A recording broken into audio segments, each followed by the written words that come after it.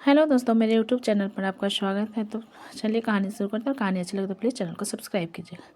इंदौर ये शहर कई वजहों से मशहूर है। यहाँ शिक्षा से लेकर व्यवसाय और खान पान में बढ़ोतरी देखी जा सकती, जहाँ दूर दूर से लोग यहाँ के ऐतिहासिक स्थल देखने आते हैं। पर कहते हैं शहर जितना बड़ा है प्रसिद्ध होता है, वहाँ अक्सर उतने ही क्राइम रेट्स भी देखने को मिलते हैं। बाजार में एक छोटी सी चाय की टपरी पर कुछ लफंडर उस चाय वाले को परेशान कर रहे थे, और तो और वहाँ पर सारी चीज़ें भी तहस नहस कर दी थी। और वो आदमी अपनी दुकान की ऐसी हालत देख गुस्से से बोला, ओए लफंडरो रुको, तुम्हें तो पुलिस ही सीधा करेगी। ये कहकर वो अपने फ़ोन की तरफ बढ़ता है, पर एक गुंडा उसका फ़ोन ज़मीन पर फेंक देता और गुस्से से बोला, साला 2 टके का चाय वाला, पुलिस को फ़ोन करेगा तू? एक तो हमारा हफ्ता नहीं दिया तूने, और ऊपर से पुलिस की धमकी दे रेला है। रुक, अभी दिखाता है मैं तुझे। ये कहकर उस आदमी को पीटने लगता है, जिसमें उसके साथी भी शामिल हो जाते। बेचारा वो आदमी तो अब जैसे कुछ कहने की हालत में ही नहीं था, और सभी लोग वहाँ खड़े बस तमाशा देख रहे हैं। तभी पीछे से एक गुंडे को एक लात पड़ती है। वो गुंडा किसी कागज की तरह उड़ते हुए फर्श पर गिरता है। उसे ऐसे देख दूसरा गुंडा गुस्से से, साला किसने लात मारी इसको? पर फिर सभी लोगों के साथ उसकी नज़र भी एक इंसान पर ठहरती है। एक हैंडसम सा हट्ठा कट्ठा नौजवान खड़ा था, जिसने एक टी शर्ट पर ब्राउन जैकेट और जींस पहन रखी थी। अच्छी कदकाठी और सांवले रंग में भी वो बड़ा ही आकर्षक लग रहा था। उसे देख कुछ लोग खुश हो जाते हैं, तो कुछ लोगों के साथ साथ वे गुंडे भी उसे पहली बार ही देख रहे थे। एक गुंडे ने कहा, साले तेरी इतनी हिम्मत कि तूने हमारे आदमी पर हाथ उठाया, ये चश्मा लगा के खुद को हीरो समझ रेला है। पर वो इंसान अब अपना चश्मा उतार के उस पर फूंक मार के बड़ी ही स्टाइल में बोला, मैं तो नहीं, पर लोग यही समझते हैं, और वैसे भी मैंने उस पर हाथ नहीं उठाया, बल्कि इतना कहकर वो अपने पैर की तरफ इशारा करता। और ये देख वो सब गुंडे गुस्से से उस पर टूट पड़ते हैं, पर एक के बाद एक सब लहराते झूलते हुए जमीन पर गिर रहे थे। उन गुंडों पर वो एक शख्स उन पर भारी पड़ रहा था। कुछ वापस उठकर उस पर वार कर रहे, पर वो इंसान उनके हर एक वार से बचते हुए उनकी बैंड बाजा बजा रहा था। तभी वहाँ पुलिस की गाड़ी की आवाज़ आती है। उसमें 2-4 पुलिस वाले बाहर निकलते और उन गुंडों को अरेस्ट करने लगते हैं। तभी कांस्टेबल प्रीतम त्रिपाठी की नज़र उस पर पड़ती है, और वह चौंकते हुए बोला, एएसपी युवान दुबे शराब। ये कहकर वो तुरंत ही उसे सैल्यूट करके जय हिंद सर कहता है, और बाकी सब पुलिस वाले भी उसे सैल्यूट कर, जिस पर ईवान बस हल्के से मुस्कुरा देता और कहता है, आज भी पुलिस लेट है त्रिपाठी। ये सुनकर सभी पुलिस वाले थोड़ी शर्मिंदगी होती, और अब उन गुंडों को भी ये जानकर कपकपी महसूस हो रहे थे। प्रीतम इमाम के पास आकर बोला, वेलकम सर, बहुत खुशी हुई आपको दोबारा देख के। आपके बिना न खाली थाना ही नहीं बल्कि पूरा इंदौर ही सुना सुना हो गया था। ईवान बस बिना किसी रिस्पॉन्स से अपना गिरा हुआ सामान उठाता है, जिसमें प्रीतम भी उसके मदद करते हुए बोला, सर आपने बताया नहीं कि आप आज आने वाले हैं, वरना हम लोग आपको रिसीव करने आते हैं। ईवान, उसकी कोई ज़रूरत नहीं, ये बताओ थाने में क्या हाल है? ये कहकर वो अपना बैग लेके उठता है, और प्रीतम भी उठते हुए बोला, अभी क्या बताऊं सर, पिछले 2.5 सालों से खाली थाने का डस्टबिन चाय के कपों से भरा रहा।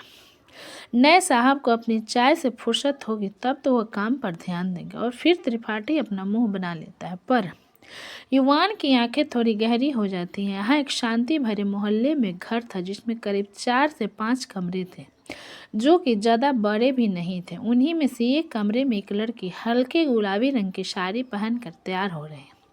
झुमके, चूड़ियाँ, पायल पहनकर वह अपने होठों पर हल्की लिपस्टिक लगाती है, जिसके गुलाबी होठों को उसकी बिल्कुल भी ज़रूरत नहीं। और फिर वो अपनी खूबसूरत सी आँखों के बीच में माथे पर बिंदी लगाकर आखिर में अपनी मांग सिंदूर से भरती है, और प्यारे से मुस्कान के साथ एक बार खुद को आईने में देखती है। सिंपल सी साड़ी में भी उसकी दुनिया बदन पर बेहद फब रही थी।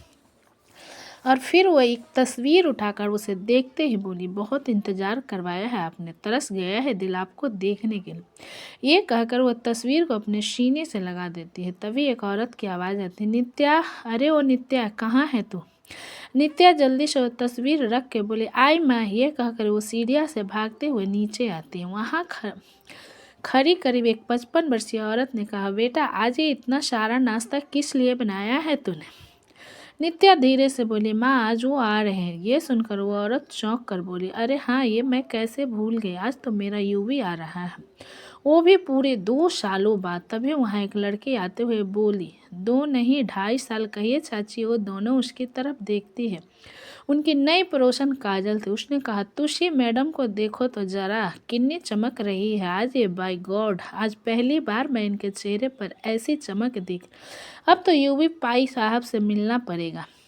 नित्या शर्मा जाती। ये सुन के यूवी की माँ बोली, बस कर अब तू, मेरी बहू को छेड़ना बंद कर, ये तो हमेशा ही उतनी सुंदर लगती, पर आज इतने लंबे वक्त बाद मेरे चेहरे पर ये चमक देख के बड़ी खुशी हो रही है। मुझे ऐसे ही रहा कर नित्या, बस नज़रें नीचे कर ले। तभी काजल बोली, अरे तुषी भी ना मेनू भुला ही दिया, मैं इत्थे आप लोगों के ये डब्बा लौटाने आई हूँ। क्या है ना, कल भाभी जी ने इसमें हलवा भिजवाया, मैं चलती हूँ। हाँ। नित्या उसे रोकते बोले, अरे रुकना, मैं चाय लेकर आती हूँ। काजल खुशी से बोली, अरे वाह, फिर तो भाभी जी सटपट से आप चाय ले ही आइए। और फिर वही डाइनिंग टेबल पर बैठ जाते और नित्या किचन में चले जाते। बरबोली काजल नाश्ते को देखते बोले, वाह वाह जी, भाई साहब के लिए आज सब कुछ स्पेशल बनाया, खुशबू भी बड़ी ही चंगी आ रही है। युवी की माँ भी बैठते हुए बोली, तू तो वैसे भी खाना ठूस कर ही आई होगी, पर फिर भी मेरे बेटे के आने के बाद तू ये भी ठूस सकती। काजल खुशी से बोली, ओ जी सच में जी, फिर तो भाई साहब के आने तक मैंने इत्थे ही बैठे रहना है। तभी वहां दरवाजे के नोक होने के साथ साथ एक आवाज़ आती है, क्या ये एएसपी की माँ सुमिति दुबे का ही घर है? ये आवाज़ सुनकर दोनों दरवाजे की तरफ देखती हैं। सामने खड़ी युवान को देखते सुमिति तो खुशी से फूले नहीं समाती। सहसा ही उसके भरे गले से बस इतना निकलता है, मेरा युवी। ये सुनकर युवान जल्दी से आकर अपनी माँ को गले से लगा देता है और बस उसी तरह उन्हें पकड़े रहता है। सुमिति भी उसी तरह बोली, कैसा है मेरा बेटा? युवान ने उससे अलग होकर कहा, एक माँ के बिना उसका बेटा कैसा हो सकता है माँ? ये सुनकर सुमति उसे बड़े ही दुलार से उसके पूरे चेहरे को चूमने लगती और उसके गालों को पकड़े हुए बोली, कैसा दुबला सा हो गया है, जानती हूँ वहाँ बस काम काम और काम में ही लगा रहता होगा। युवान भी उसका चेहरा पकड़ के चिंता क्यों कर रही हो, अब आ गया हूँ ना तो माँ के हाथ का खा कर फिर से तंदुरुस्त हो जाऊँ। इस पर सुमति मुस्कुरा देती और वहीं खड़ी काजल बोली, पाई साहब, माँ के हाथ का बाद में खाना, पहले बीवी का हाथ का नाश्ता खा ले। युवान उसे थोड़े हैरानी से देखता है, जिस पर काजल बोले, नमस्ते पाई साहब, मैं आपकी नई पड़ोसन हूँ, पिछले साल ही बगल वाले घर में अपने हस्बैंड के साथ शिफ्ट हुई हूँ। इस पर ईवान बस हल्का मुस्कुराते अपने हाथ जोड़कर उसे नमस्ते करता है। किचन में खड़ी नित्या का दिल जोरों से धड़क रहा। उसने ईवान की आवाज़ सुन ली थी। चाय कप में भरते हुए बहुत ही मुश्किल से ट्रे उठाती उसे कपकपी महसूस हो रही। वहीं यहाँ युवान की नज़रें भी किसी को ढूंढ रही। तभी पायल की आवाज़ आती है। युवान धीरे से अपनी नज़रें हटा कर देखता है, जहाँ चाय के लिए हुई उसकी बीवी नित्या आ रही थी, पर नित्या की नज़रें झुकी हुई थी। ये देख युवान को पल याद आ सकता है जब वह पहली बार नित्या को देखने गया था और उसी रंग की साड़ी में अपनी नज़रें झुकाए चाय लेकर आ रही थी। वो एक पल था जब वो नित्या को देखते ही रह गया और आज भी उसका दिल उसी तरह जोरों से धड़क रहा।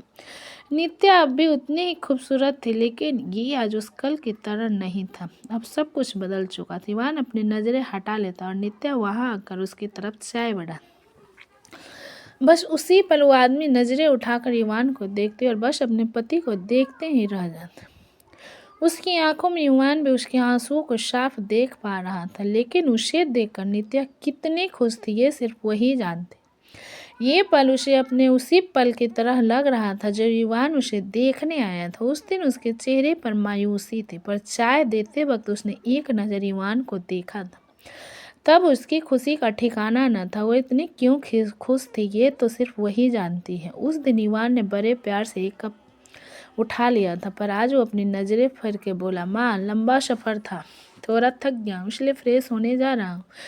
इन दोनों के बीच की इन दूरियों को सुमति भी साफ देख पा रही थी, लेकिन फिर भी उसने हल्का मुस्कुराते कहा, अच्छा ठीक है, जल्दी आना, तेरा नाश्ता ठंडा हो रहा है और तेरा लाल भी अंदर ही सो रहा है। ये सुनकर ईवान मुस्कुरा कर ऊपर अपने रूम में चला जाता और नित्या का चेहरा मायूसी से भर जाता, जिसे वहाँ खड़ी सुमित तो सब समझ रही थी, पर काजल को ये कुछ भी समझ नहीं आता।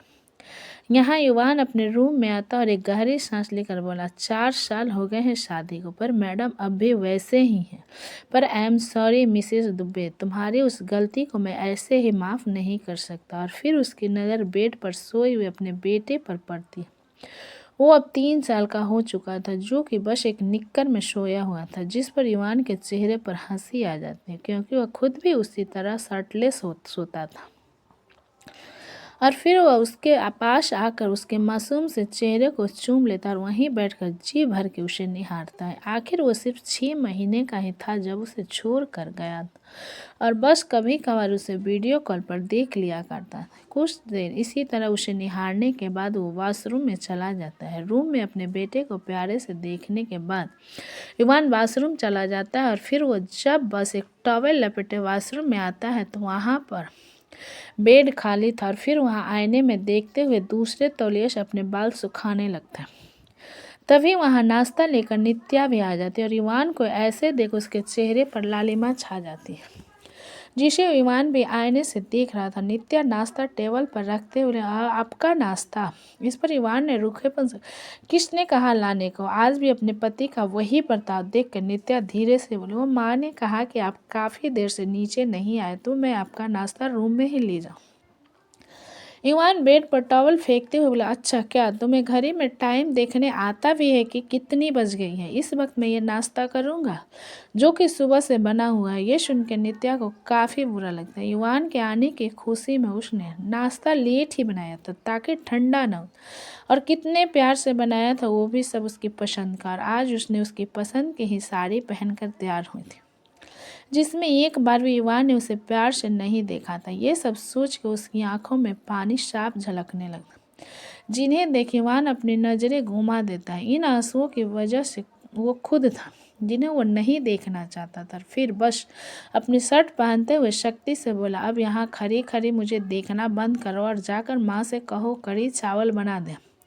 मैं उन्हीं के हाथ का खाना खाऊंगा।" ये सुनकर नित्या अपने आंसुओं को साफ करती हुई वहाँ से चली जाती है और फिर नीचे आकर अपनी सास से कहती है, "माँ, ये आपके हाथ के कढ़ी चावल खाने का मन है।" इस पर सुमति सब समझ जाती है और फिर वह प्यार से नित्या का गाल छूकर बोली, "कोई बात नहीं, तूने जो यूवी के मनपसंद खाने की तैयारी की है उसे रात को बना देना, और देखती हूँ मैं कैसे नहीं खाता हूँ।" ये सुनकर नित्या मुस्कुरा देते। ऐसे ही थे वह, पल में किसी बात पर मायूस हो जाते थे, पल पल में छोटी सी बात पर भी मुस्कुरा देते।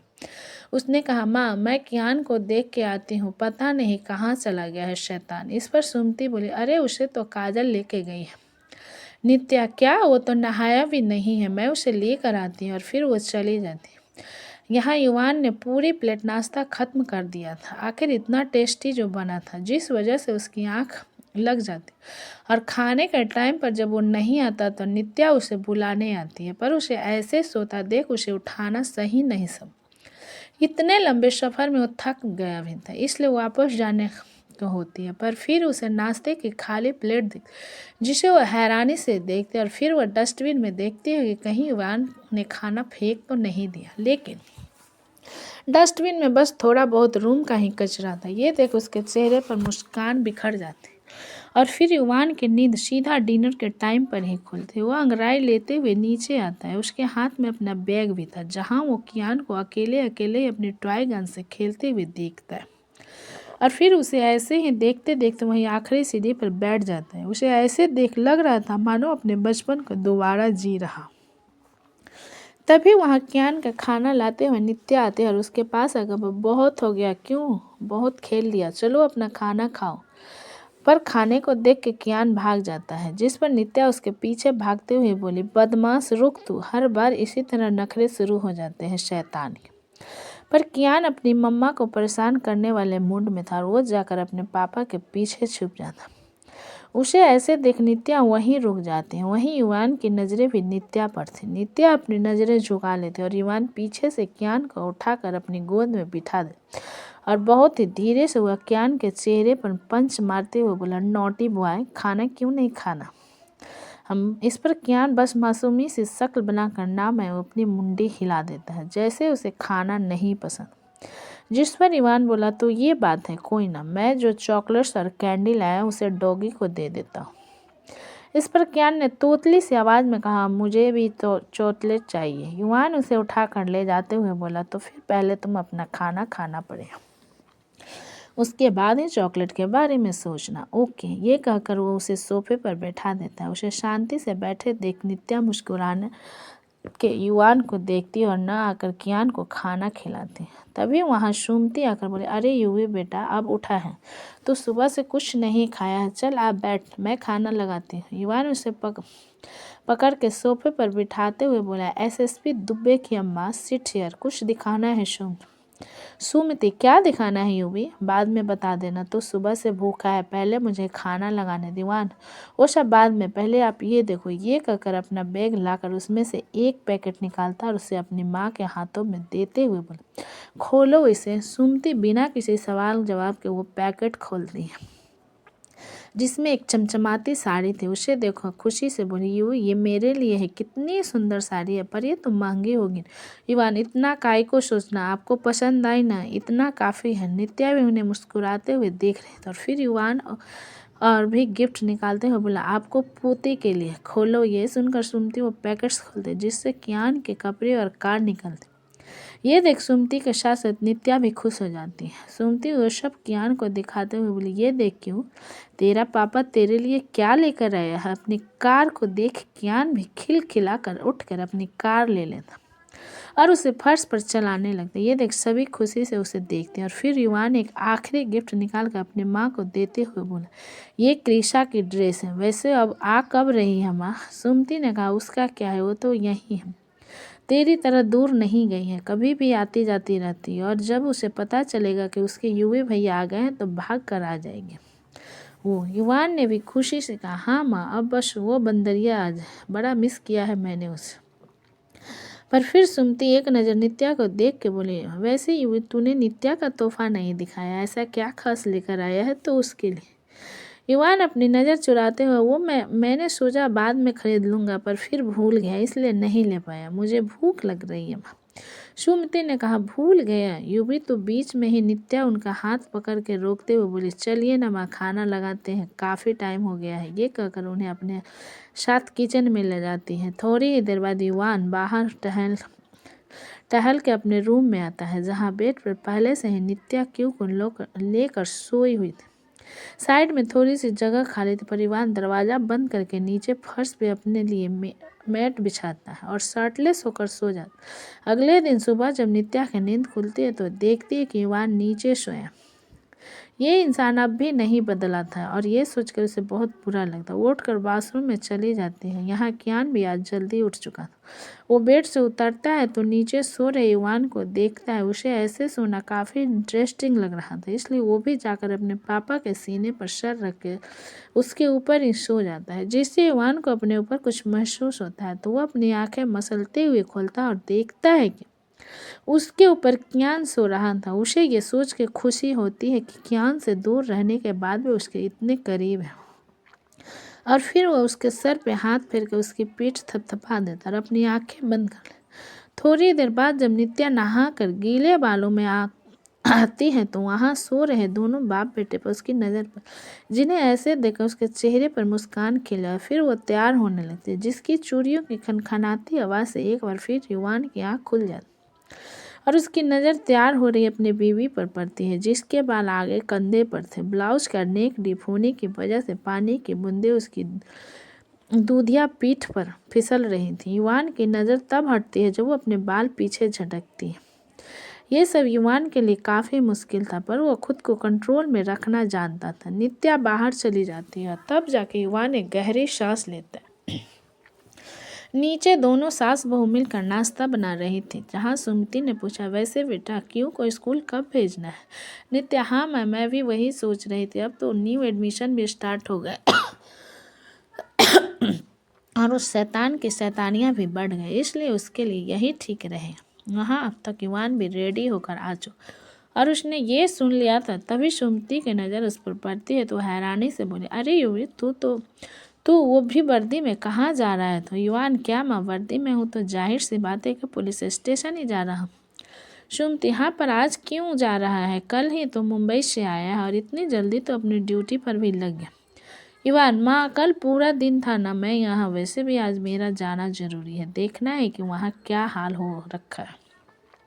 सुमति पर युवी क्यों का स्कूल में एडमिशन करवाना है और ईवान उनके कंधे पर हाथ रख के बोला, फिक्र मत करो, दिन में आ जाऊंगा, कियान को रेडी रखना और फिलहाल मुझे जाना है तो जल्दी से कुछ खिला दो। सुमति प्लेट लेते हुए बोली, हाथ जाकर बैठ लगाती हूँ नाश्ता पुलिस स्टेशन में त्रिपाठी और एक कांस्टेबल मिलकर ईवान का केबिन साफ कर रहे थे, जहां वो कांस्टेबल बोला, यार ये दुब्बे सर कैसे होंगे, अगर उस गंजू की तरह निकल गए तो फिर तो वाट लग जाएगी। त्रिपाठी बोला, कोई बोलता राजू तू अभी नया है, देख तू दुब्बे सर को आने दे, वाट तो लगेगी पर हमारी नहीं, उस चपरगंजू और क्रिमिनल्स की, देखना कैसे बैंड बजाते हैं दुब्बे सर उनका। राजू ने पूछा, पर एक बात समझ नहीं आई, दुब्बे सर का ट्रांसफर मुंबई में क्यों हुआ? त्रिपाठी बोला, जलन राजू, जलन। ये बड़े बड़े नेता और पैसे वाले लोग को जब लगता है कि कोई ईमानदार पुलिस वाला या अधिकारी उनके काम में टांग अड़ा रहा है तो वो उनको या तो सस्पेंड करवा देते हैं या फिर उनका ट्रांसफ़र करवा देते हैं। पर अभी हमारे सर वापस आ गए, देख अभी कैसे सब लाइन पे आते हैं। ये सुनकर कांस्टेबल राजू भी खुश हो जाता, लेकिन तभी वहाँ का चपरगंजू यानी कि इंस्पेक्टर भोले प्रसाद आ जाता और ये उन दोनों को देख के बोला, क्या रे, क्या चल रहा है इधर? मैं तेरे से चाय मांगाया था ना राजू? राजू जल्दी से बोला, हाँ सर, मैं इधर केबिन साफ कर रहा था, अभी लेके आया। ये कहकर वो चला जाता है और इंस्पेक्टर एक नज़र टेबल पर रखी ईवान की नेम प्लेट पे डाल के चला जाता है। दोस्तों, आज की कहानी कैसी लगी? आगे की कहानी सुनने के लिए प्लीज़ कमेंट करें, अच्छी लगी तो प्लीज़ चैनल को लाइक करें, सब्सक्राइब करें एंड शेयर करें। दोस्तों, इसी तरह में अपना सपोर्ट करें और कहानी अच्छी लगी तो सब्सक्राइब करें। आपका कीमती समय देने के लिए धन्यवाद।